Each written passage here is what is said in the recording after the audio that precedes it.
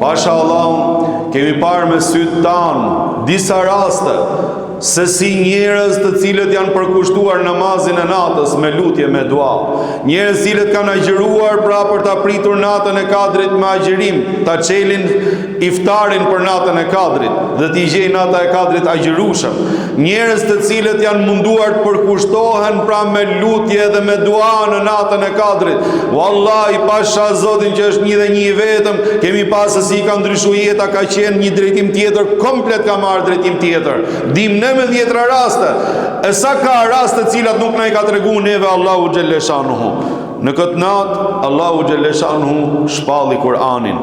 Në këtë natë engjujt e Zotit janë më prezent se sa kurdo herë tjetër mbi tokë. Kjo natë është paqe që të zbut zemrën dhe shpirtin. Madje ka edhe një sure në Kur'an që quhet Surja Qadr, pra e surës e natës Kadrit, të cilën e zbriti Allahu xhelleshanuhu me na tregu vëmendjen që i ka dhënë Zoti xhelleshanuhu kësaj nate, pra dhe vlerën që i ka dhënë Zoti kësaj nate.